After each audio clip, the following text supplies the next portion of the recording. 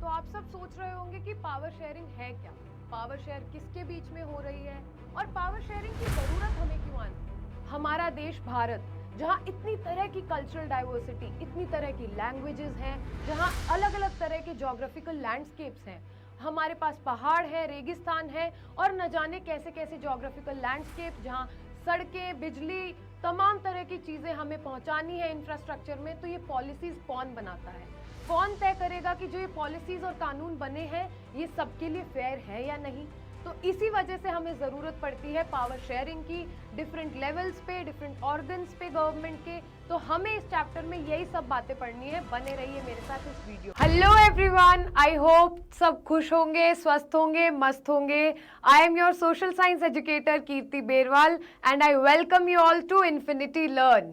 आई hope सब पढ़ रहे हैं, सब मस्ती भी कर रहे हैं, सब खेल कूद कर रहे हैं, पर साथ में पढ़ाई को बहुत सीरियसली ले रहे हैं। देखो बच्चों, हम इस लेक्चर में रिवीजन करेंगे। वन शॉट लेक्चर है किसका?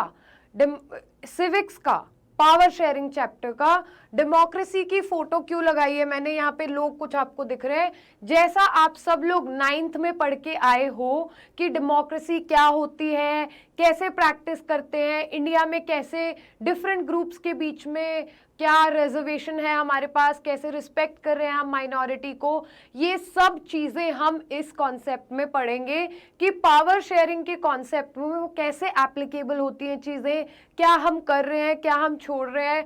और सिर्फ इंडिया की कहानी नहीं, ये कहानी घर घर की है। जैसे वो है ना, एक सीरियल आता था बहुत पहले, ठीक है, कहानी घर घर की, कसौटी घर घर की, कभी सास भी कभी बहू थी, वटेवर, ये सारी चीजें, ठीक है। तो ये सारी चीजें सब नेशंस के साथ होती आई है, क्योंकि बेसिक पॉइंट यहाँ पे ये है कि जहाँ डाइवर्सिटी होगी, डिफरेंट सोशल ग्रुप्स होंगे, वहां पे लड़ाइयाँ निश्चित हैं, क्योंकि एक चाहेगा दूसरे को दबाना, ठीक है, वो आपस में लड़ेंगे तो फिर क्या होगा, किसी कंक्लूजन पे बात पहुंचेगी। एक मध्य मार्ग लेंगे हम, बुद्धा वाली अप्रोच अपनाएंगे, नहीं मध्य मार्ग लेंगे तो लड़ाइयाँ होंगी, मार कूट, लोग मर जाएंगे इधर उधर, मतलब वो क्योस वाली सिचुएशन हमें नहीं चाहिए। हम क्या चाहते हैं भाई, अपना क्या हो, राम राज्य जैसी सिचुएशन हो।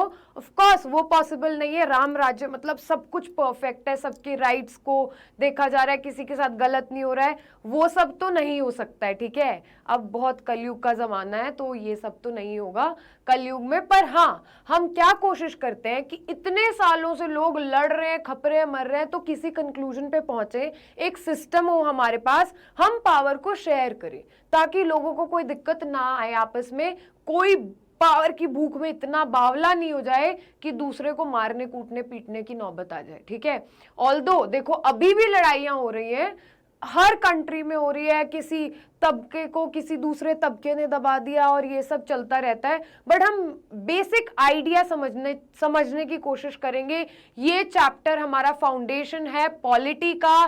तो जिन बच्चों को बोर्ड्स वालों को रिवीजन करनी है, पावर शेयरिंग की कॉन्सेप्ट समझना है, वो आ जाइए। यूपीएससी वाले बच्चे, स्टेट पीसीएस वाले बच्चे, जिनको कंपेटिटिव एग्जाम की तैयारी करनी है और एनसीईआरटी नहीं समझ में आती है, कॉन्सेप्ट्स नहीं समझ में आते हैं, आज आओ हम पढ़ते हैं पावर शेयरिंग का चैप्टर। राइट, स्टार्ट करते हैं हम। देखो हमेशा सिटीजन्स का कॉन्सेप्ट बहुत इंपॉर्टेंट रहता है यहाँ पे। जब बात डेमोक्रेसी की आ जाए, पावर शेयरिंग की आ जाए, तो हमेशा याद रखना, लोग चाहे वो ज्यादा पॉपुलेशन हो चाहे कम पॉपुलेशन हो, किसी स्पेसिफिक ग्रुप की, हर एक बंदा हमारे लिए इंपॉर्टेंट है। सबका साथ सबका विकास, है ना, मोदी जी की बात याद रखा करो, ठीक है। तो अब देखो ये चैप्टर की रूपरेखा समझ लेते हैं, इस चैप्टर का आइडिया समझ लेते हैं, एक ब्रॉडर गाइडलाइन क्या है इसको पढ़ने की, वो 4 पॉइंट्स में ये चैप्टर बटा हुआ है। सीधा सीधा कुछ है ही नहीं, मतलब लिटरली अगर आप 2x पे देख लोगे 20 मिनट में तो चैप्टर ही खत्म हो जाएगा। I am not advising you all कि इतना ये करो, इतनी आपाधापी भी नहीं है भाई की मतलब एक चैप्टर पे 1 घंटा तो लगा लो कम से कम, ठीक है। वो हम करने वाले हैं। 2 कंट्रीज की यहाँ पे स्टोरी है, बेल्जियम और श्रीलंका की। ये हमारे चैप्टर में बताएंगे हम कि कहानी क्या है यार, इन 2 देशों में मुद्दा क्या था, मसला क्या था, वो समझते हैं। फिर कि वहां पे लोग लड़ क्यों रहे थे, क्यों पागल हो रहे हो यार, बावले होके मार रहे हो एक दूसरे को। फिर सोल्यूशन कोई सियाना बंदा आया होगा, कोई महात्मा गांधी जैसा महापुरुष आया, या फिर लोगों ने मिलके एक सोल्यूशन निकाल लिया, ये हम समझेंगे। तो क्या है, 2 स्टोरीज हैं, फिर क्या कॉन्फ्लिक्ट्स हुए और कैसे सोल्यूशन निकला, फिर पावर शेयरिंग है क्या, ये बला है क्या जो बोल रहे हो बार बार, वो समझेंगे हम। फिर किस तरीके से किन फॉर्म्स में पावर शेयरिंग होती है, types of power sharing, and that's it. इसी के साथ चैप्टर खत्म। Bye bye, tata, good bye, see you, take care, good night. अभी नहीं, लास्ट में, ठीक है। तो अब बच्चों हम ये पढ़ेंगे, देखो यहाँ पे peace, war, stand together, better together, लोग प्रोटेस्ट करते हैं तो बोलते हैं कि भाई सब साथ में आओ, हम मिलके लड़ते हैं हमारे हक के लिए और फिर शांति आएगी उसके बाद, एक लड़ाई के बाद। तो फर्स्ट जो हमारा टॉपिक है वो है ethnic composition of Belgium and Sri Lanka.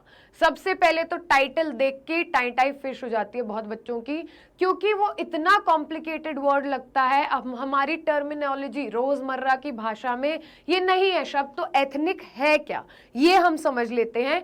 Ethnic क्या होता है, देखो एक सोशल, सामाजिक तौर पे अगर हम ग्रुप्स को बांट दें, किस बेसिस पे, कि जिनका कल्चर एक जैसा सा है। जरूरी नहीं है कि उनकी नेशनैलिटी एक हो, उनका रिलीजन एक हो, उनके तौर तरीके, उनका कल्चर एक जैसा सा होगा, मे बी लैंग्वेज एक तरीके की होगी, एक रहने सहने का सिमिलर सा तरीका, similar cultural beliefs. These people are divided into ethnic groups. हम बोल देंगे कि ये इस एथनिक ग्रुप से बिलोंग करता है, ये इस एथनिक ग्रुप से बिलोंग करता है। यही हमारी डेफिनेशन है, इसको ध्यान से पढ़ना। ये क्या है, सबसे पहले सोशल डिवीजन है, किसी और लेवल पे डिवीजन नहीं है। किस पे है, सोसाइटी के लेवल पे डिवीजन है। कॉमन कल्चर के बेसिस पे लोगों को बांटते हैं। सेम एथनिक ग्रुप वाले लोग एक कॉमन ओरिजिन के होते हैं, वो बिलीव करते हैं इस चीज में कि हम सबका उत्पन्न होने का एक कॉमन पॉइंट है, because of similarities in their what, looks and culture. They may not always follow the same religion और हैव द सेम नेशनैलिटी। जरूरी नहीं है कि उनकी नेशनैलिटी सेम हो या फिर उनका धर्म सेम हो, बस क्या है, देखने के तौर तरीके, इन पे एथनिक कॉम्पोजिशन है। तो अब हम समझते हैं कि इन दोनों कंट्रीज में क्या एथनिक कॉम्पोजिशन थी हमारे पास। ठीक है, रेडी हो, जोश हाई है आई थिंक सबका। तो एथनिक कॉम्पोजिशन हम समझेंगे पहले बेल्जियम की। बहुत छोटा सा देश, इतना छोटा कि हमारा इंडिया में एक स्टेट हरियाणा, उसकी पॉपुलेशन ऑलमोस्ट 2 करोड़ से भी ज्यादा। ये इतना छोटा कि इसकी पॉपुलेशन कितनी, लिटिल ओवर 1 करोड़, 1 करोड़ से थोड़ी सी ज्यादा। मतलब सोचो कितनी कम आबादी वाला देश, और वहां भी दंगे मच रहे हैं। मतलब लड़ाई करने से बाज नहीं आते हैं लोग। हम इवॉल्व तो हो गए, मतलब लंगूर से इंसान तो बन गए हो, पर हरकतें लंगूरों जैसी ही है। इसका रेफरेंस समझ आएगा आगे वीडियो में आप लोगों को। स्मॉल कंट्री है, किसमें, यूरोप में। हैविंग बॉर्डर्स, देखो बेल्जियम के बॉर्डर्स किस किस के साथ है, जैसे इंडिया बॉर्डर शेयर करता है चाइना, पाकिस्तान, नेपाल ऐसी कंट्रीज से, ऐसे ही बेल्जियम एक देश है, यूरोप कॉन्टिनेंट में है। 4 कंट्रीज के साथ इसका बॉर्डर शेयर होता है। आपको ये बात याद रखनी है, ये भी बच्चों एग्जाम में आएगी। ठीक है, पूछी जा चुकी है और पूछी जाएगी। ठीक है, फ्रांस, नीदरलैंड्स, जर्मनी और लग्जमबर्ग। FNGL, FNGL, fungal. ठीक है, फंगल इन्फेक्शन नहीं, FNGL एक निमोनिक करके याद रख लो कि फ्रांस, नीदरलैंड्स, जर्मनी और लग्जमबर्ग 4 कंट्रीज के साथ हम बेल्जियम जो ये कंट्री है शेयर करती है बॉर्डर। इसमें भाई एथनिक कॉम्पोजिशन क्या है, ये मसला थोड़ा समझ लेते हैं हम। कंट्री, जो पूरी कंट्री है, ये देखो 2 रीजन्स में यहाँ पे हमारी डिवाइडेड है। ठीक है, तो जो हमारा ऊपर वाला रीजन है, येलो वाला पार्ट, इसको क्या बोलते हैं, फ्लेमिश रीजन। यहाँ पे लैंग्वेज कौन सी है, डच। जो रेड वाला पार्ट है, रेड वाला पार्ट क्या है बेटा, देखो यहाँ पे वलोनिया रीजन, और इसमें लैंग्वेज कौन सी है, फ्रेंच। फ्रेंच क्यों है यहाँ पे, इसको याद करने का तरीका समझ लो। नीचे के वहां पे फ्रांस से बॉर्डर शेयर होता है, तो वहां पे फ्रेंच लैंग्वेज ज्यादा बोली जाती है। तो 2 हिस्सों में बटी है हमारी कंट्री, ये बेल्जियम, हमारी नहीं, मतलब this country that we are studying about. ठीक है, ऊपर वाला है डच। ठीक है, फ्लेमिश रीजन है, इसमें लैंग्वेज कौन सी बोली जाती है, डच। हमने क्या पढ़ा था, एथनिक क्या होता है, एथनिक ग्रुप लैंग्वेज के बेसिस पे, लुक्स, कल्चर, ओरिजिन के बेसिस पे अगर लोग एक साथ इकट्ठा एक दूसरे को पार्ट समझते हैं उस सेम ग्रुप का, सोशल डिवीजन है। तो यहाँ पे देखो डच के बेसिस पे ये बटा हुआ है रीजन, यहाँ पे नीचे वाले एक लैंग्वेज बोलते हैं फ्रेंच, ठीक है। बीच में जो आपको ये छोटू सा दिख रहा होगा एक लप्पू सा सचिन, ठीक है, तो ये वाला क्या है, जैसे हमारी कैपिटल है ऐसे ही इनकी कैपिटल सिटी है ब्रसल्स करके। बेल्जियम की कैपिटल क्या है बच्चों, ब्रसल्स, ठीक है। तो ये यहाँ पे दिया हुआ है हमें कैपिटल सिटी ब्रसल्स में। इसमें कौन सी लैंग्वेज बोली जाती है, इसमें भी 2 लैंग्वेज बोली जाती है। देखो जनरली यहाँ पे हमें फैक्ट समझने की कोशिश करना बच्चों, जो फ्लेमिश रीजन है ऊपर वाला जिसमें डच लैंग्वेज बोली जाती है, इसकी परसेंटेज कितनी है हमारे पास, 59% डच जो बोलते हैं लोग, ठीक है, फ्लेमिश रीजन में। फिर 40% पॉपुलेशन किनकी है, फ्रेंच स्पीकिंग पीपल। ये तो पूरी कंट्री का इन्होंने माहौल बता दिया हमें, एथनिक ग्रुप्स बता दिए, यहाँ पे एथनिक कॉम्पोजिशन कैसे कंपोज की गई है कंट्री। फिर बीच में ये जो छोटा सा एरिया है जिसे हम ब्रसल्स बोल रहे हैं, कैपिटल सिटी ऑफ बेल्जियम, इसमें क्या है, इसमें ऑपोजिट है रेशो। यहाँ पे क्या है, डच ज्यादा है, डच स्पीकिंग पॉपुलेशन, और फ्रेंच बोलने वाले लोग कम हैं, प्रीमियम लोग हैं वो फ्रेंच बोलने वाले। ऐसा मैं क्यों बोल रही हूँ, यहाँ पे आप देख भी सकते हो, जो फ्रेंच स्पीकिंग माइनॉरिटी है वो रिचर थी, पावरफुल थी, बेशक वो कम थे बट वो बहुत पावरफुल थे उस सेंस में। अब ब्रसल्स है जो कैपिटल रीजन है, इसमें ये ऑपोजिट हो जाता है। कैपिटल रीजन है, प्रीमियम लोग हैं, 80% फ्रेंच पॉपुलेशन है, ज्यादा लोग फ्रेंच है वहां पे, कह रहे हैं हम तो भाई कैपिटल रीजन में ही रहेंगे। 20% डच स्पीकिंग पॉपुलेशन है। तो जनरल कंट्री में क्या है, फ्रेंच कम है और क्या है, दूसरी डच स्पीकिंग पॉपुलेशन ज्यादा है। पर वो कैपिटल में क्या कर लेते हैं, उल्टा क्या करते हैं, हम रहेंगे कैपिटल रीजन में। याद रखना, इससे आपको रहेगा फ्रेंच जो क्रीम है वो ज्यादा होती है, कैपिटल मेन एरिया है वहां पे। तो आई डोंट थिंक सो इसके बाद आपको कोई कंफ्यूजन होगी। 20% डच स्पीकिंग है, ये हमने पूरा स्ट्रक्चर समझ लिया। 1% जो ईस्टर्न एरिया है उधर कैसे लोग हैं, जर्मन स्पीकिंग पॉपुलेशन है उधर, ठीक है, ईस्टर्न एरिया में जर्मन बोलते हैं, इसको ज्यादा ध्यान नहीं रखना है। तो इस एथनिक कॉम्पोजिशन पे बहुत बार क्वेश्चंस आते हैं, पूछती भी है सीबीएसई, मजे ले लेती है, फैक्ट्स में ही खेल जाती है आप लोगों के साथ, तो याद रखने हैं ये सारे फैक्ट्स। अब मसला क्या हुआ यहाँ पे, ये जो 2 ग्रुप्स थे 1950s और 1960s में, इनके बीच में हो गई लड़ाई। बोलते कि भाई फ्रेंच स्पीकिंग माइनॉरिटी है जो रिचर है, मोर पावरफुल है, ठीक है, वही अपना राज चला रही थी वहां पे। तो डच स्पीकिंग मेजॉरिटी को बहुत लेट एजुकेशन और डेवलपमेंट के बेनिफिट्स मिले, ठीक है। तो प्रॉब्लम बढ़ती गई ब्रसल्स में, Dutch speaking were a majority in the country but a minority in the capital. तो ये प्रॉब्लम बढ़ी ब्रसल्स में, क्यों, क्योंकि यहाँ पे उल्टा था डिवीजन, तो इनको बहुत लेटर बेनिफिट्स मिले। तो यहाँ पे पंगा ज्यादा छिड़ गया ब्रसल्स में, क्योंकि क्या हुआ, वहां पे डच स्पीकिंग पॉपुलेशन क्या थी, यहाँ पे देखो माइनॉरिटी में थी, कैपिटल रीजन में, याद रखना ये फ्रेंच ज्यादा थे वहां पे। तो इनके बीच में लड़ाई स्टार्ट हुई, इनकी राइट्स पे लड़ाई हुई, किसको कितना हक मिलेगा, कम मिलेगा, ज्यादा मिलेगा, इस पे ही लड़ाई होती गई। एंड इवेंचुअली क्या हुए, कॉन्फ्लिक्ट्स हुए उस कंट्री में। इतनी बात आपको समझ में आ रही है, सबको समझ आ रही है, यहां तक सब फॉलो कर रहे हैं, कुछ नहीं है चैप्टर में, आगे देखना ऐसे मिनटों के हिसाब से चैप्टर खत्म हो जाएगा हमारा। नेक्स्ट है बेटा श्रीलंका की। गाइस श्रीलंका की बारी, मेरे प्यारे प्यारे बच्चों, इनके बारे में हम पढ़ते हैं कि ये क्या कर रहे थे, यहाँ माहौल कैसा सा था। श्रीलंका बहुत लोग घूमने भी जाते हैं, इसको लोग अब्रॉड ही नहीं मानते हैं कि ये कोई फॉरेन कंट्री है, कहते हैं इत्तू सा तो है, लप्पू सा श्रीलंका है, नीचे ही है हमारे चरणों में, ऐसे भी बातें करते हैं लोग, बट ऐसा नहीं है। मेरा रेफरेंस क्या था जोक मारने का, कि आपको याद रहे इंडिया की सदर्न पार्ट के नीचे श्रीलंका की लोकेशन है, ये हमारा इंडिया है, यहाँ पे श्रीलंका है। यहाँ कौन से स्टेट्स हैं, तमिलनाडु के पास में, तमिलनाडु का भी रेफरेंस अब आपको समझ में आएगा। देखो जब चीजें समझते हो, जानते हो, पढ़ते हो तो आपको बहुत कुछ समझ में आता है कि भाई तमिल वाले श्रीलंका में क्या कर रहे हैं। ठीक है, तो लोकेशन ही नहीं पता होगी, आधी दुनिया तो सो रही है, बुद्धू बैठे हैं ऐसे ही, कुछ नहीं पता, 10 रुपए दे तुड़तड़े मीम्स देख देख के पागल हुए पड़े हैं। ठीक है, तो क्या है, ये एक आइलैंड नेशन है, surrounded by water all over. ठीक है, आसपास पानी से घिरा हुआ एक जमीन का टुकड़ा जिसे हम आइलैंड बोलेंगे, कुछ किलोमीटर दूर है किससे, सदर्न कोस्ट ऑफ तमिलनाडु से। दोबारा देख लीजिए कहना क्या चाह रहे हैं यहाँ पे, ये है हमारा तमिलनाडु, यहाँ पे है श्रीलंका।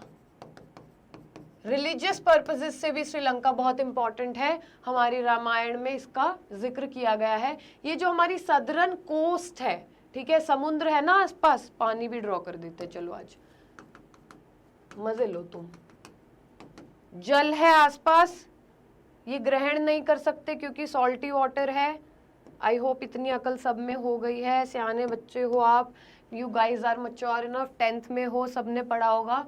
ठीक है, तो ये जो सदर्न कोस्ट है, यहाँ पे हमारा श्रीलंका है, ये तमिलनाडु स्टेट है जिसके पास है ये। पॉपुलेशन इसकी क्या है, बेल्जियम से ज्यादा है, 2 करोड़ है, almost equal to that of Haryana. एक राज्य है हमारे देश में हरियाणा, तो वहां की पॉपुलेशन, जितनी पॉपुलेशन है, देख लो हम कितने बड़े हैं एज अ नेशन, ज्योग्राफिकली भी और डेमोग्राफिकली भी, मतलब लोगों के उसमें भी, पॉपुलेशन वाइज भी वी आर व्हाट, बहुत आबादी है भाई, और वो आबादी हमारी बढ़ भी नहीं रही है, कैसे बढ़ेगा इंडिया आगे, सोचो। ठीक है, तो मेजर सोशल ग्रुप्स क्या है यहाँ पे, जैसे वहां पे जो 2 मेजर ग्रुप्स थे, कौन से थे, फटाफट एक्टिव रिकॉल। ऊपर वाला एरिया कौन सा था, डच स्पीकिंग पॉपुलेशन, नीचे वाला फ्रांस। ठीक है, ये देख भी लो, नीचे वाला फ्रांस, ऊपर वाला डच। डच कौन सा, क्या रीजन बोलते थे डच स्पीकिंग को, फ्लेमिश। देखो फ्रेंच नीचे एफ है ना, और इधर एफ है फ्लेमिश के लिए, ऑपोजिट हो गया। फ्रांस जो फ्रेंच वाला रीजन था उसको वलूनिया एरिया बोलते थे और उसको फ्लेमिश एरिया डच वाले को। तो ऐसे ही यहाँ पे भी डिफरेंट सोशल ग्रुप्स में बटा हुआ था हमारा प्यारा श्रीलंका। सिन्हाला स्पीकर्स 74%, मेजॉरिटी कौन सी पॉपुलेशन है यहाँ पे, सिन्हालीज की। ठीक है, 74%, जो ऑरेंज कलर का यहाँ पे दिख रहा है एरिया, यहाँ पे सिन्हाला वाले लोग रहते थे, सिन्हाला लैंग्वेज। फिर तमिल स्पीकर्स जो थे बच्चों, वो 18% थी पॉपुलेशन। श्रीलंकन तमिल्स 13% थे, जो श्रीलंका के खुद के नेटिव, वहां के ओरिजिनल तमिल्स थे, देवर 13% of the population. And Indian Tamils जो इंडिया से माइग्रेट करके यहाँ पहुंचे, वो तमिल्स कितने थे, रिमेनिंग पॉपुलेशन उनकी थी, descendants of plantation workers brought from India during the colonial period. जब अंग्रेज लोग हुकूमत कर रहे थे, उनको लेके आए थे यहाँ पे प्लांटेशन वर्कर्स की तरह, कॉलोनी थी जब ये भी एक, किसकी, ब्रिटिशर्स की। उनके जो आगे आने वाली संतान और उनके आने वाले बच्चे, जिनको डिसेंडेंट्स बोलते हैं, वो क्या थे, इंडियन तमिल्स थे यहाँ पे। तो समझ आई हमें बात, 2 तरह के ग्रुप्स थे, सिन्हालीज और दूसरे तमिलियंस। तमिल्स में भी 2 तरह के हैं, एक श्रीलंका के खुद के, एक हमारे से यहाँ पे गए हुए प्लांटेशन वर्कर्स, उनके डिसेंडेंट्स, तो इंडियन तमिल्स बोलते हैं।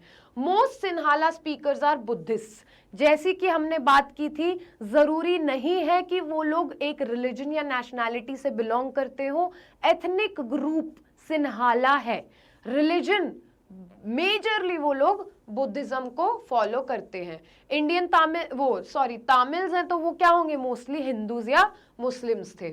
7% क्रिश्चियंस थे जो तमिल और सिन्हाला कम्युनिटीज दोनों में प्रेजेंट थे। देखो ऐसे, ये ब्लू कलर के डॉट्स हैं और रेड कलर के इंडियन तमिल्स हैं और ये मुस्लिम्स हैं। ठीक है, ये दिया हुआ है। 7% हमारी क्रिश्चियंस थे यहाँ पे। तो ये एथनिक कॉम्पोजिशन आपको मेजरली समझ आ गई होगी यहाँ पे। ठीक है, अब हम बात करते हैं कि मसला हुआ क्या यहाँ पे। देखो अब मेजॉरिटी माइनॉरिटी आपको समझ आ गया, क्या एथनिक कॉम्पोजिशन है दोनों कंट्रीज की, ये समझ आ गई। अब लड़ाई की बात करते हैं। श्रीलंका में एक विचारधारा को फॉलो किया जा रहा था बच्चों, आइडियोलॉजी, मेजॉरिटेरियनिज्म। जो भी इज्म होगा ना जिस चीज के पीछे, that is an ideology. ISM, liberalism. ठीक है, और कौन से इजम्स हैं? नेशनलिज्म, रोमांटिसिज्म, मजॉरिटेरियनिज्म, ठीक है। तो ये एक फॉलो करते थे श्रीलंका में। अप्रोच क्या थी? वो क्या बोलते थे? हम हैं मेजॉरिटी में। सिन्हाला स्पीकिंग लोग, कोहराम मचा रखा था उन लोगों ने। क्या बोलते थे? हमारा ही देश है, हम ही इसके मालिक हैं, तुम कुछ नहीं हो, ना हम तुम्हें पूछेंगे, रहना है रहो, नहीं रहना है ना रहो, ना हमें पता तुम्हारे राइट्स का, ना हमें पता तुम्हारी लैंग्वेज को रिस्पेक्ट करने का।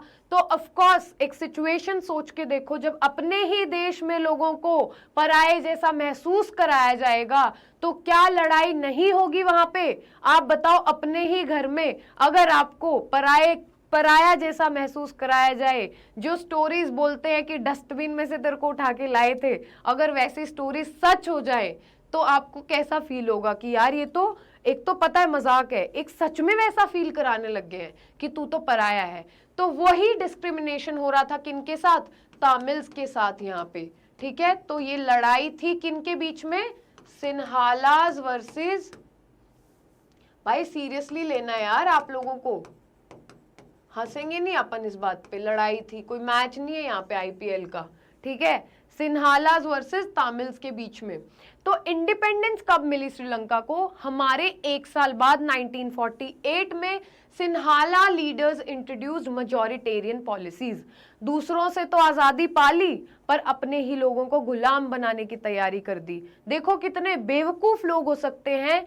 इनको पता है कि अगर आप इतिहास से नहीं सीखोगे, if you do not learn from history, then history repeats itself. कहीं भी आप भी चिपका लो ये कि अगर आप अपनी पुरानी गलतियों से नहीं सीखोगे तो बेटा बार बार आपको वो दुखी करेंगी। गाइज, आपको बार बार सामने ऐसे टॉक्सिक पैटर्न्स अपने ही दिखेंगे, क्योंकि क्या है, हिस्ट्री रिपीट्स इटसेल्फ। तो इन्होंने क्या किया? अपने ही देश में लड़ाई का कारण बन गए, मेजॉरिटेरियनिज्म फॉलो करने लगे। अब ये मेजॉरिटेरियनिज्म किस बीमारी का नाम है, ये जरा हम थोड़ा पढ़ लेते हैं। मेजॉरिटेरियनिज्म की डेफिनेशन आपकी एनसीईआरटी में दी हुई है, तो इसको फटाक से रिवाइज करते हैं। एक ऐसा बिलीफ जहां मेजॉरिटी सोचती है कि वही रूल कर सकते हैं कंट्री को किसी भी तरीके से जैसे वो चाहें, और डिसरिगार्ड कर सकते हैं किसको? जरूरत और ख्वाहिशों को माइनॉरिटी पॉपुलेशन की। तो समझ आया, यही मेजॉरिटेरियनिज्म है। मेजॉरिटी का रूल किसी भी तरीके से, बेढंग तरीके से माइनॉरिटी को कुचल देना, ये पॉलिसी इन्होंने अपनानी स्टार्ट की सिन्हालीज ने, जो मेजॉरिटी में थे। प्रॉब्लम तो होनी थी। उन्होंने एक और एक्ट भी पास कर दिया, ऑफिशियल लैंग्वेज एक्ट 1956 में, जिसने और लड़ाइयां करा दी। इन्होंने बिल्कुल मोहर लगा दी 56 में, हिंदी आ रही है भाई, 1956 में, 1955-56 होता है ना, 1956 में एक ऑफिशियल लैंग्वेज एक्ट निकाला, जहां पे इन्होंने सिन्हाला को ऑफिशियल लैंग्वेज बना दिया। इन्होंने क्या किया? उसके थ्रू ओनली ऑफिशियल लैंग्वेज बन गई। ये भी नहीं कि उनका कुछ थोड़ा बहुत सोचा हो। जॉब्स में, एजुकेशन में, सब चीजों में इनको क्या मिलने लगी? प्रेफरेंस, प्रोटेक्शन करने लगे बुद्धिज्म की। इमेजिन, रिलीजन को कॉन्स्टिट्यूशन में ले आइए कि प्रोटेक्शन होगी बुद्धिज्म की, जो कि मेजॉरिटी का रिलीजन है। ये प्रॉब्लम थी। तो ऑफ कोर्स इसका होना था क्या? अपने ही घर में पराई जैसी फीलिंग, एलियन जैसी feeling. Alienation of Tamils was the result of this. They got discriminated. Politics के क्षेत्र में हो, जॉब्स में हो, एजुकेशन में, उनका कल्चर इग्नोर किया जाने लगा। फिर तमिल्स आ गए अपनी डिमांड्स पर। तमिल्स ने बोला ये मनमानी नहीं चलेगी, तानाशाही नहीं चलेगी, हमें अपने हक दो। तमिल्स बोलते कि तमिल को ऑफिशियल लैंग्वेज बनाओ, हमें रीजनल ऑटोनॉमी चाहिए, हमें अपने ही कम से कम क्षेत्र में, अपने ही जो एरियाज हैं वहां पे अपनी मर्जी का काम करने दो। अपनी कर लो, आपको जो मन मर्जी करनी है अपने वाले एरियाज में जहां आप मेजॉरिटी में हो। इक्वालिटी ऑफ अपॉर्चुनिटी दो, ये सब डिमांड्स इनकी थी। अब डिमांड तो कोई भी कर सकता है। लो, अब आप जाके बोलो 17 प्रो मैक्स दिला दो मेरे को, मैं तो 10th क्लास में हूँ, तो डिमांड तो डिनाई होगी ना। बट आपकी क्या है? वो ख्वाहिश है। इनकी क्या थी? ये जरूरतें थी। तो इनकी डिमांड्स डिनाई कर दी गई। क्या उन्होंने बोला हम नहीं सुनेंगे आपकी, बदतमीज हो चुके थे बिल्कुल। By the 1980s Tamil groups demanded a separate state. उन्होंने अब ये बोला कि हम जहां जिस क्षेत्र में रह रहे हैं वहां वहां हमें अपनी तरीके से जिंदगी नहीं जीनी है, हमें क्या करना है, अब हमें बिल्कुल बगावत पे उतर जाना है और हमें एक सेपरेट स्टेट चाहिए। दैट डिमांड अकर्ड जब इनकी ये डिमांड्स नहीं सुनी गई। तामिल इलाम उनको बोलते थे जो इनको चाहिए था। अब ये तो ऑफ कोर्स नहीं मानी जाने वाली बात थी, तो यहाँ पे क्या शुरू हो गया, एक सिविल वॉर। सिविल वॉर क्या होता है बच्चों, जब दो ऑपोजिट ग्रुप्स एक कंट्री के अंदर ही लड़ने लगे तो उसको सिविल वॉर बोलते हैं। जब आप सिविल तरीके से, सभ्य तरीके से नहीं एक साथ रह सकते हो तो उसको सिविल वॉर बोलते हैं। लड़ाई इतनी ज्यादा हो जाए कि एक युद्ध का रूप ले ले वो। तो ये वॉर चला यहाँ पे कब तक, 2009 तक। इमेजिन कितनी लंबी लड़ाई लड़ी लोगों ने।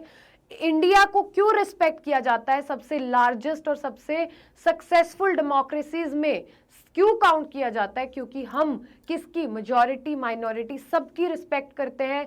कॉन्स्टिट्यूशन में किसी रिलीजन का कोई लेना देना नहीं, बहुत सेक्युलर स्टेट है। इन्हीं प्रिंसिपल्स को हमें अपना के रखना है। अगर हम भी नहीं अपनाएंगे तो हमारे पड़ोसियों जैसी हालत होने में देर नहीं लगेगी हमारी भी।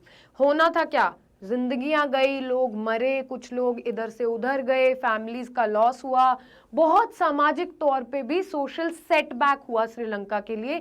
वो जहां प्रगति की ओर जाना था, आगे बढ़ना था, वो पीछे आ गए। इकोनॉमिकली लॉस होगा, रिफ्यूजी क्राइसिस हो गया कि लोग क्या कर रहे थे, भाग रहे थे, लड़ाइयां होंगी तो दूसरे देश में रिफ्यूजी बन बन के, ये सब वहां पे हुआ। 2009 में finally this civil war ended. एक बार टाइमलाइन फटाक से रिवाइज करते हैं। 1948 व्हेन श्रीलंका गॉट इंडिपेंडेंस, 1956 जब एक ऑफिशियल लैंग्वेज एक्ट आता है जिसने तबाही मचा दी पूरे श्रीलंका में, and then 2009 finally when that civil war ended between both the communities, Sinhalas and Tamilians. This was the story of Sri Lanka.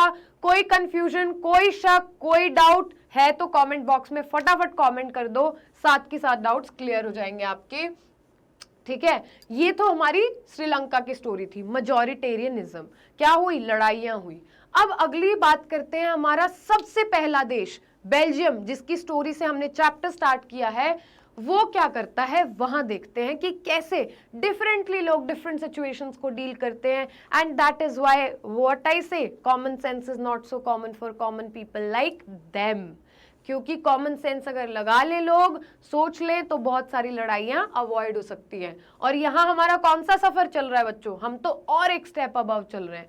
Common sense to social sense की जर्नी हम travel कर रहे हैं। तो अगर ये सोशल सेंस आ जाए तो हिस्टोरिकली, ज्योग्राफिकली, पॉलिटिकली, इकोनॉमिकली हर तरीके से हम सॉर्टेड हो जाए और the world will be a better place. Ram राज्य का क्या एक ही तोड़ है, एक ही हैक है हमारे पास, वो क्या है, common sense to social sense.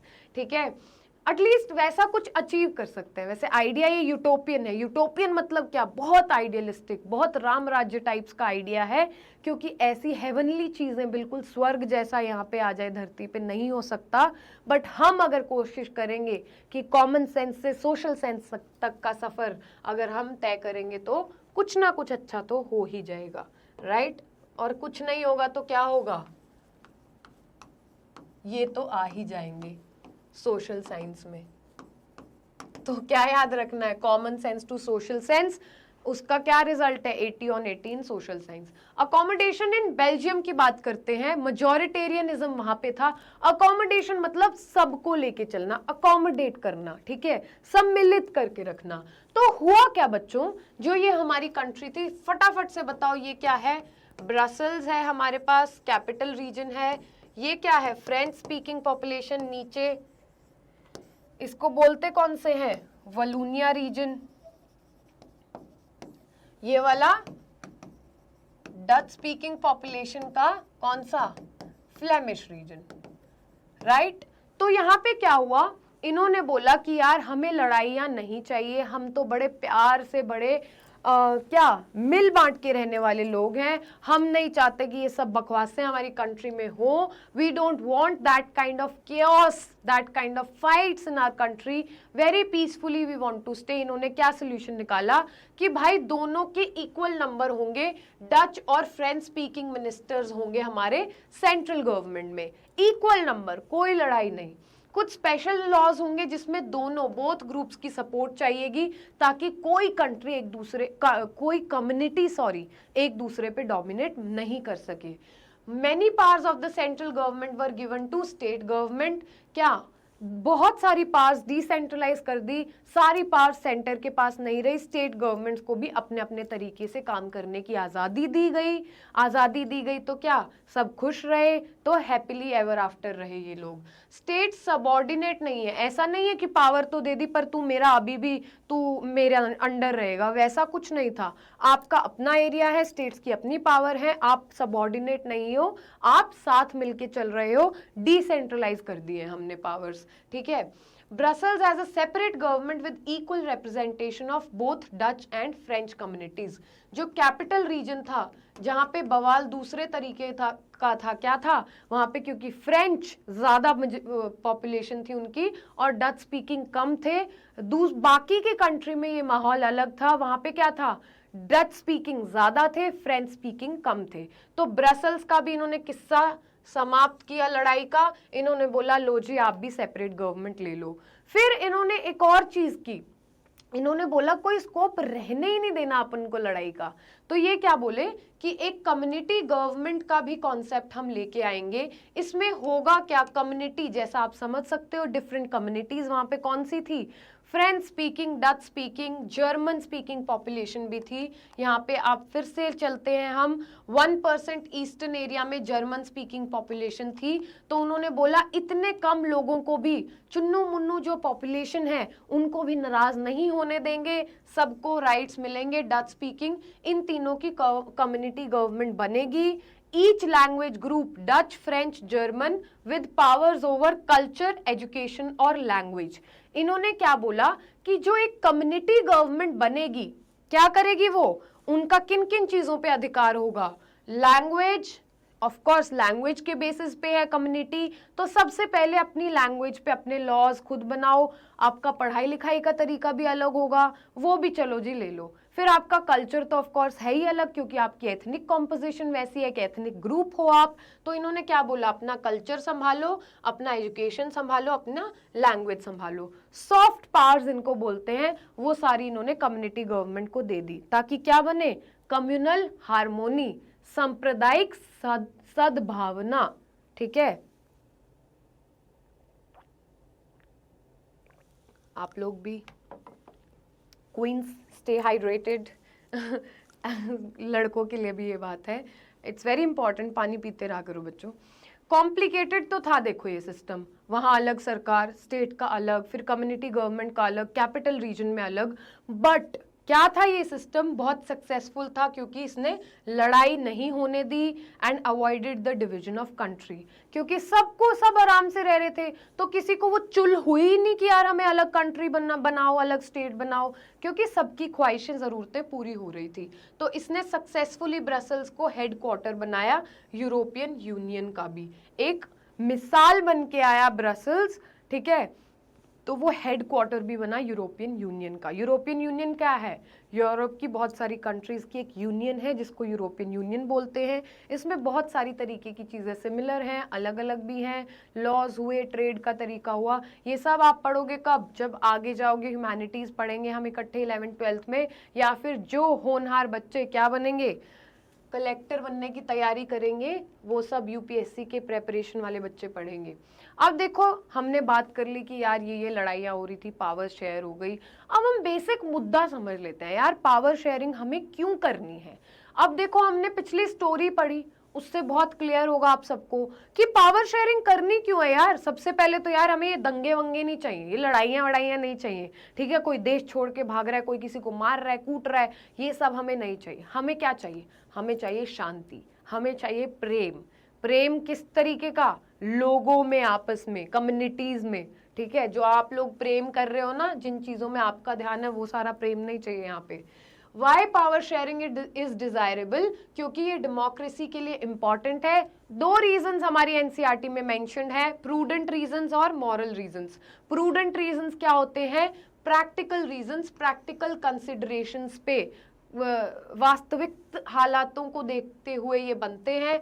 Power sharing conflict reduce करती है बिटवीन सोशल ग्रुप्स, और क्या मार धाड़ या फिर पॉलिटिकल इंस्टेबिलिटी हो जाए, जैसे नेपाल में देख लो आप ये चल रहा है, या हमारी कंट्री के कितने हिस्सों में मतलब लोग अलग स्टेट की डिमांड करते हैं, अलग चीज़ें लड़ाइयाँ होती रहती है तमाम तरीके की। जो बच्चा न्यूज़ देखता होगा उसको पता होगा, या फिर जो रील्स में देखता होगा वो मार धाड़ वाली वीडियोज़ में उनको तो आई जाती होंगी फीड पे ही, ठीक है। तो इम्पोजिंग मेजॉरिटी रूल एक तरीके से आपको स्टार्ट में तो लग सकता है, जैसे सिन्हालाज को लगा भाई मेजॉरिटी हम रूल कर लेंगे हो जाएगा, पर लॉन्ग टर्म में ये अच्छा नहीं होता है, प्रैक्टिकल चीज नहीं है। इसी का एक टर्म आई हमारी कॉलिशन गवर्नमेंट। जर्मनी में एग्जाम्पल दिया हुआ एक कार्टून है गाड़ी का आपकी एनसीईआरटी में, जिसमें 2 स्टीयरिंग व्हील लगे हुए हैं कि गाड़ी तो चल रही है पर 2 स्टीयरिंग व्हील हैं। तो 2 आइडियोलॉजीज, अलग अलग विचारधारा वाली पॉलिटिकल पार्टीज जब इकट्ठे आती है, गाड़ी क्या है पूरा देश, उसको चलाने के लिए क्या 2 स्टीयरिंग हो गए तो दोनों को बैलेंस करना पड़ेगा ना एक दूसरे को। तो वो अपनी आइडियोलॉजीज का एक बीच का कोई रास्ता ढूंढते हैं, बोलते हैं कि भाई किसी के पास मेजॉरिटी नहीं है, सरकार हमें चलानी है, देश हमें चलाना है, तो चलो मिलके एक सरकार बनाते हैं। तो मिलके जब बनाते हैं उसको बोलते हैं कोलिशन गवर्नमेंट।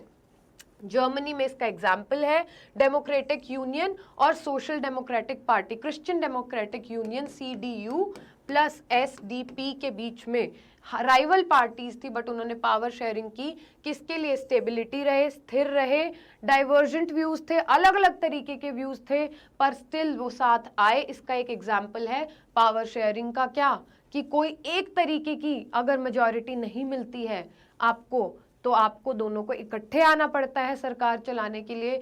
दूसरे हमारे पास मॉरल रीजंस हैं, क्या है कि जो डेमोक्रेटिक प्रिंसिपल्स है ना, कि यार सिटीजन्स ही हैं जो कंट्री को बनाते हैं, ठीक है। फ्रेंच रेवोल्यूशन में हमने पढ़ा था ली सितियन, ठीक है, सिटीजन्स ही क्या बनाते हैं? देश को बनाते हैं, सिटीजन्स ही सब कुछ हैं, सरकार क्या करेगी? बोलेगी आप ही हमारे सब कुछ हो, सिटीजन्स को। तो वैसा एक बहुत आइडियल सिचुएशन हमें चाहिए।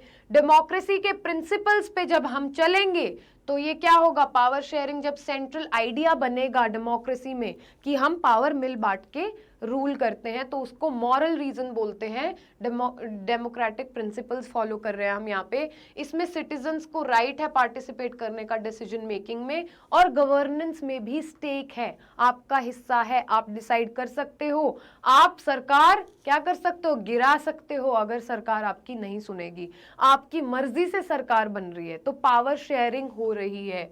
It ensures legitimacy of the government, ठीक है, और fairness for all, not just practical stability. इससे क्या होता है? ये बोलते हैं कि यार आप ना, ये नहीं है कि सरकार तो वैसे भी बन जाएगी, कि एक लेजिटिमेट, एक सही तरीके से आई हुई सरकार किसको हम मानेंगे? जो देश के लोग हैं, जो इस देश के, वो जब अपना नेता चुनेंगे और वो बोलेंगे कि हम चाहते हैं ये आदमी जाए ऊपर, सरकार का हिस्सा बने, हमारे डिमांड्स को, हमारी ज़रूरतों को समझे और हमें रिप्रेजेंट करे एज अ ग्रुप, हमें वहाँ पे क्या करे? रिप्रेजेंट करे, बैठ के पार्लियामेंट में लड़ाइयाँ नहीं करे एक दूसरे के ऊपर, ये नहीं है चेयर पटक के मार रहे हैं, नहीं, एक सभ्य तरीके से जाओ, हमारी ज़रूरतें पूरी करो, वहाँ पे जाके हमारी सुनवाई करो, तो उसको ही लेजिटिमेट गवर्नमेंट माना जाता है। क्या ग्रुप जो लोग हैं, ग्रुप ऑफ पीपल, वो चुनते हैं, ना कि एक सिंगल आदमी इतना पावरफुल बन जाए कि अपनी मनमर्जी करे। तो ये ही एक क्या है? सार है, निचोड़ है डेमोक्रेसी का, लोकतंत्र का। इन्हीं प्रिंसिपल्स पे क्या कर रही है डेमोक्रेसीज, चल रही हैं। तो क्या है हमारे पास? प्रूडेंशियल रीजंस है कि कॉन्फ्लिक्ट अवॉइड होता है। दूसरा क्या है? पॉलिटिकल मेजॉरिटी रूल स्टार्ट में अच्छा लगता है, लॉन्ग रन में इफेक्टिव नहीं है, ठीक है, मेजॉरिटी रूल अवॉइड होता है, ये तो प्रैक्टिकल रीजंस हैं। फिर मॉरल रीजंस क्या है? लेजिटिमेट गवर्नमेंट होती है हमारे पास, डेमोक्रेसी का सबसे सेंट्रल आइडिया है, सिटीजन्स इंपॉर्टेंट हैं, सिटीजन्स को राइट टू पार्टिसिपेट मिलता है, डिसीजन मेकिंग में और लेजिटिमेसी इंश्योर करती है ये गवर्नमेंट की। तो 2 types of reasons why power sharing is desirable. Prudential reasons focus on better outcomes, while moral reasons emphasize the intrinsic value of sharing power in a democracy.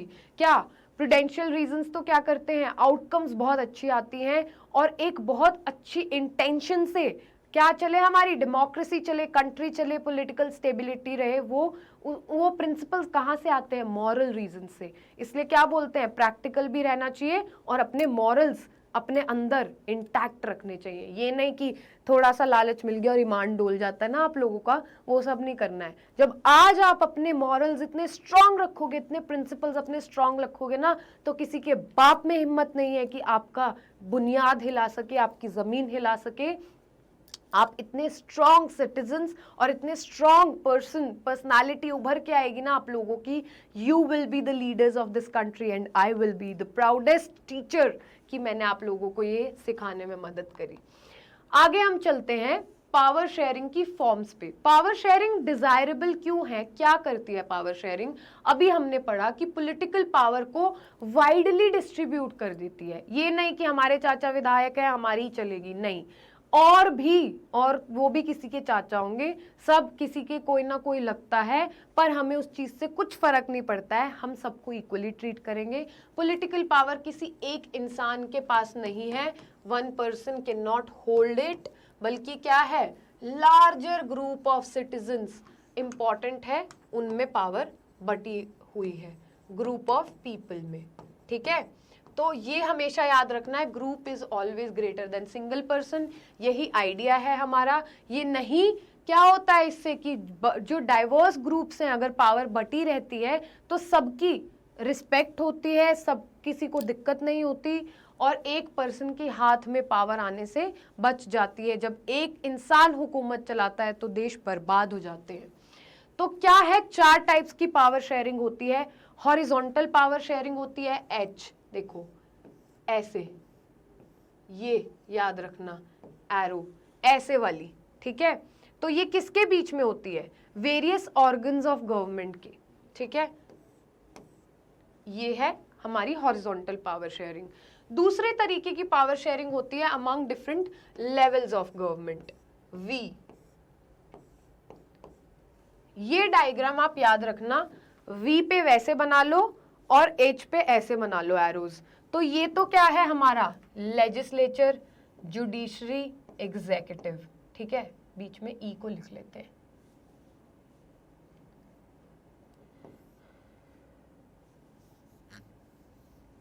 ये diagram याद रखना, इन छोटी छोटी चीजों से ना आप बच्चों को याद रहेंगी बातें। Legislature, executive and judiciary, various organs of government. 9th class में भी बच्चे पढ़ के आए थे, मुझे उम्मीद है आपको याद होगा, नहीं तो हम यहाँ पे रिवाइज भी कर लेंगे। ये क्या होता है, डिफरेंट लेवल्स ऑफ गवर्नमेंट में होता है, centre, state and local bodies, इनके बीच में पावर बढ़ती है। हॉरिजॉन्टल डिस्ट्रीब्यूशन ऑफ पावर क्या होती है, लेजिस्लेचर, एग्जीक्यूटिव, जुडिशरी के बीच में है, और इससे क्या होता है, चेक्स एंड बैलेंसेस रखते हैं आपस में, देखते हैं कि कोई ज्यादा तो नहीं मस्ती कर रहा है, ठीक है, इंश्योर्स चेक्स एंड बैलेंसेस, ताकि कोई भी ऑर्गन बिल्कुल खुद से पावरफुल ना बने। जुडिशरी चेक करती है कि सारा राइटफुली फॉलो हो रहे हैं, लॉज वो कर रहे हैं, लेजिस्लेचर लॉज बनाता है, एग्जीक्यूटिव उनको एग्जीक्यूट करता है, और जुडिशरी क्या देखती है, फेयरनेस में हो रहा है ये काम सारा। तो ये हम करते हैं इसके थ्रू। Ministers are accountable to parliament, of course जो मिनिस्टर्स होते हैं उनको जवाबदेही है पार्लियामेंट को। जजेस can check executive actions and laws, वो देखते हैं कि एक्शंस और लॉज ठीक से वो हुए हैं कि नहीं। तो इस तरीके से हॉरिजॉन्टल पावर शेयरिंग होती है। फिर हमारी vertical power sharing of course central और फेडरल उसके बीच में होती है, या फिर स्टेट या प्रोविंशियल गवर्नमेंट्स के बीच में होती है। क्या बोलते हैं हम इसको, फेडरलिज्म इंश्योर रहता है पावर शेयरिंग से। डिफरेंट लेवल्स ऑफ गवर्नमेंट के बीच में जब पावर बटेगी तो उसको ही हम फेडरलिज्म बोलते हैं। 2 tier government, 3 tier government, levels of government, centre, state, local bodies. तो फेडरलिज्म इंश्योर रखता है ये। इंडिया में क्या करता है, यूनियन गवर्नमेंट और स्टेट गवर्नमेंट्स के बीच में है ये। Can also extend to local governments like municipalities and panchayats. Belgium में clear power sharing, clear federal power sharing है। श्रीलंका में ये चीज नहीं थी। जब उन्होंने सेंटर को पावर्स बांटी, स्टेट में पावर्स बांटी बेल्जियम में, ठीक है, कम्युनिटी गवर्नमेंट भी बनी, तो different organs of different levels of government में जब पावर बटी, we different levels of government, ठीक है, उनमें पावर्स बटी, तो फेडरलिज्म इंश्योर हुआ, डिफरेंट लेवल्स ऑफ गवर्नमेंट के पास पावर है, सेंटर के पास अपनी, स्टेट के पास अपनी, लोकल बॉडीज अपने तरीके से काम कर रहे हैं, ठीक है, तो कोई किसी में इंटरफेरेंस नहीं कर रहा है। अगर कोई डिस्प्यूट होता है उसका भी एक मैकेनिज्म है डील करने का। इसको हम क्या बोलते हैं बच्चों? इसको बोलते हैं vertical power sharing, horizontal power sharing among different organs of government. दोनों से ही क्या इंश्योर करते हैं हम? किसी एक पर्टिकुलर ऑर्गन के पास, किसी एक इंसान के पास, किसी एक लेवल के पास इतनी पावर ना आ जाए कि वो क्या करने लगे? औरों को एक्सप्लॉइट करने लगे। यही हमारा बेसिक प्रिंसिपल है, ठीक है। तीसरी टाइप की पावर शेयरिंग हमारे पास है among different social groups, that is the third type of power sharing among different social groups. क्या होता है इसमें? Representation of religious, linguistic and social groups in governance. जैसे कम्युनिटी गवर्नमेंट बेल्जियम में, वो एक एग्जाम्पल है कि गवर्नमेंट में रिप्रेजेंटेशन देना डिफरेंट लैंग्वेजेस को, भाषा के उस पे, कल्चर के उस पे, या फिर कोई एक पर्टिकुलर कम्युनिटी है जो हिस्टोरिकली दबाई गई है, मतलब शोषण किया गया है, उनके राइट्स के लिए उनको स्पेशल प्रिविलेजेस मिलते हैं, गवर्नमेंट में अलग से हिस्सा मिलता है, कोई इनसे भेदभाव ना कर सके। इंडिया एक क्लासिक एग्जांपल है। रिजर्वेशन फॉर एससीज and STs is a classic example of India. Belgium की कम्युनिटी गवर्नमेंट इसका एक एग्जाम्पल है। और कुछ पावर शेयरिंग क्या करती हैं? कॉन्स्टिट्यूशनल और legal arrangements to include weaker sections and women को 33% रिजर्वेशन है एडमिनिस्ट्रेशन में, लेजिस्लेचर में, हमारी कंट्री में, इंडिया में ये है एससी एसटीज और विमेन के लिए। इससे क्या होता है? माइनॉरिटी ग्रुप अलग नहीं महसूस करता है, उसको भी क्या करते हैं हम? एम्पावर करते हैं। And ensures fair participation. महिला शक्ति हमारी चल रही है ना सही से। Federal division of power distributes authority between central and state governments. Vertical division होता है extending to local bodies like municipalities and panchayats. इससे क्या होता है? फेडरलिज्म इंश्योर होती है। डिफरेंट जब ग्रुप्स में आप पावर बांटते हो, सोशल ग्रुप्स में, ठीक है। अब हमारी पावर शेयरिंग किस में होती है? पॉलिटिकल पार्टीज के बीच में भी होती है। अब जब हमारे पास एक ही पॉलिटिकल पार्टी होगी तो हमारे पास ऑप्शन ही नहीं होगा कि हम चूज कर सकें, ठीक है। जब हमारे पास ऑप्शन नहीं होगा तो एक जिस तरीके से चलाना चाहेगा उसकी मर्जी चलेगी। बट ऐसा क्या प्रिवेंट करती है ये सिचुएशन? जब हमारे पास power sharing different political parties के बीच में होती है। इवन दो अगर एक पार्टी जीत भी गई तो हमारे पास ऑपोजिशन पार्टी है, वो देख रेख करती है इस चीज की कि गलत तो नहीं चल रही है जो पावर में है। ऐसा नहीं है कि 5 साल तक अपनी मनमर्जी चलाते रहो, वो अपोज करते हैं, डिस्कशंस होती है पार्लियामेंट में। इसी से हम क्या करते हैं? सक्सेसफुली लोकतंत्र हम रन कर रहे हैं हमारी कंट्री को डेमोक्रेटिक कंट्री की तरह। Citizens have the freedom to choose among different parties. हमारे पास ऑप्शंस है। Competition among parties prevents power concentration in one hand. नहीं तो एक ही पार्टी का अगर रूल बन जाता है तो वो अपनी मनमर्जी चलाने लगती है, कोई डर नहीं रहता उनको। कोalition गवर्नमेंट्स एग्जाम्पल है कि power sharing among different parties में भी पावर शेयरिंग हो सकती है। जब एक कोई पार्टी स्पेसिफिक मेजॉरिटी नहीं ला सकती है, बहुमत से नहीं जीतती है, तो फिर क्या करती है? 2 पार्टीज मिलके सरकार बनाती है। ये भी पावर शेयरिंग का एक तरीका है। इंटरेस्ट ग्रुप्स हैं जैसे ट्रेडर्स, फार्मर्स, इंडस्ट्रियल वर्कर्स, ये भी इन्फ्लुएंस करते हैं पॉलिसी मेकिंग को। इनका बहुत बड़ा रोल रहता है क्योंकि इनकी सुनी जाती है, गवर्नमेंट सुनती है, पार्टी सुनती हैं और उसके बेसिस पे पॉलिसीज बनती हैं। डिफरेंट आइडियोलॉजीज और सोशल ग्रुप्स को किसके थ्रू? इस मैकेनिज्म के थ्रू क्या करता है? रिप्रेजेंटेशन मिलती है। वही बात है सबका साथ सबका विकास। किसी को अकेला महसूस नहीं कराना, किसी को बोलना नहीं है कि तेरे को तो कचरे के डिब्बे से उठा के लाए थे घर में भी, ठीक है, ये सब नहीं हरकतें करनी है। तो यही है पावर शेयरिंग। आई होप ये कॉन्सेप्ट आप सबको समझ आ गया हो। I hope this is clear to everybody कि क्या है पावर शेयरिंग, कैसे हम डिस्ट्रीब्यूट कर रहे हैं, क्यों इंपॉर्टेंट है और क्या एग्जाम्पल्स है पावर शेयरिंग के। 4 तरीके की पावर शेयरिंग है। फटाफट से कमेंट बॉक्स में बता दो, इसके बाद हम क्या करेंगे? Bye bye tata. First is क्या बताया था? horizontal power sharing, organs of government. Second is vertical power sharing, different levels of government, वो डायग्राम याद रखने हैं. थर्ड इज कौन सी, थर्ड क्या, तीसरे तरीके की गवर्नमेंट क्या थी, कम्युनिटी गवर्नमेंट, इसी से याद रख लेना. Third is among different social groups and fourth is among different political parties. Last में याद रखना है कि पॉलिटिकल पार्टीज हैं तो हम डिफरेंट हमारे पास चॉइस है, हम चूज कर सकते हैं. ठीक है, जब एक बच्चा एक शॉप पे जाता है, वो कैंडीज चॉकलेट्स में चॉइस चाहता है ना, वो देखता अंकल ये वाली नहीं ये वाली दिखा दो. और कैसे आप सोच सकते हो कि एक कंट्री उसमें चूज करना है हमें कि 5 साल तक जितना भी पीरियड होता है सरकार कौन चलाएगा, उसमें से हमारा नेता कौन होगा, उसमें हमारे पास चॉइस क्यों ना हो, तो वो कितना बड़ा डिजास्टर होगा. तो यही है क्या, पावर शेयरिंग का सार, कि हमारे पास चॉइस है, सबको रिप्रेजेंट किया जाता है, सबकी सुनी जाती है, और एक डर रहता है कि नहीं सुनोगे तो भगा दिए जाओगे. ठीक है, bye bye, tata, see you, good night, take care कर दिया जाएगा.